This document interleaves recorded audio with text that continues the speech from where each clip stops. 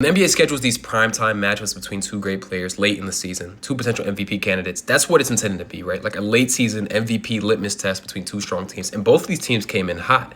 But there's levels to this. This isn't the first time this season that the Thunder have cracked open a massive lead by halftime. Now, LeBron did not play in that first game. An immediate jump, though. It was pretty clear this is going to be a long night for Lakers fans, a lot of minutes for Bronny. A lot of this just because they could not stop turning the ball over. With 1 minute left in the first, OKC had just 2 turnovers and LA had 8. Another huge distinction, the points in the paint. Plus 14 in OKC's favor with a minute to go in the first quarter. I think seeing the way a turnover is forced is just as important as just the raw number of turnovers. And on this particular possession, like Aiden isn't in the frame when they start running this empty side pick and roll, which lets Isaiah Hartenstein sit at the nail, which means that Austin Reeves really can't drive this. Really, the only option is to hit LeBron on the short roll, and then Jalen Williams plays that, and then watch how OKC immediately turns that into offense. Luka gets drawn in on the double. It's a nice pseudo no-look from Jalen Williams, and Lou Dort's moonball goes through. And you can't throw any, meatballs, BLTs, ducks, whatever you want to call it. You can't throw any lazy passes against OKC. Lou Dort's going to sit on that. And again, immediate points. Live ball turnovers will be the death of you against any team, but particularly the Thunder. Through the first half, man, it really did not feel like anyone could touch paint but Bron. He was going to slip this screen against that aggressive coverage from OKC.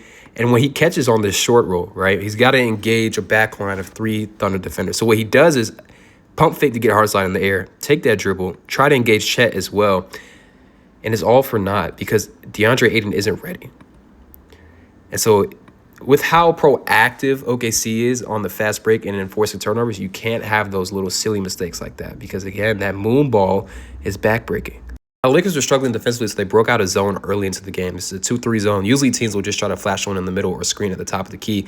And all the zone is supposed to do is control who's taking the shots. Like, more than anything, you want Lou Dort taking these above the break 3. So I can respect the Lakers for sitting in the zone.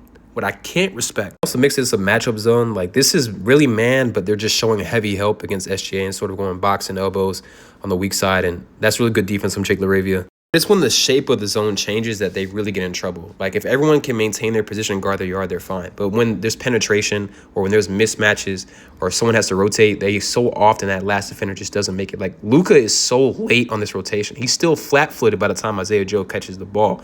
And those are the things that this is a tough proposition to defend this Thunder team, especially when you're limited in terms of defensive personnel. Marcus Smart was out. Here, the Thunder are going to dial up inverted pick and roll, Spain pick and roll. They've got a back screener here. And they're basically want to use Shea as a big ball handler, force Rui Hachimura to navigate that screen, and then see where Luke Kennard is, see if he can switch on to him. And the answer is no, he cannot.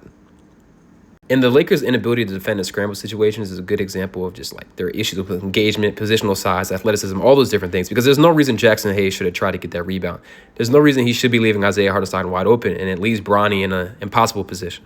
Sometimes when you see teams still get to the free throw line, even when they're getting blown out, they can fight their way back in. But the Lakers' inability to defend, their insistence on turning over the ball, the fact they weren't even able to really touch paint throughout this stretch, and a lot of that was on broken plays with LeBron, salvaging something out of nothing. The nail was in the coffin probably 6 minutes into the first quarter.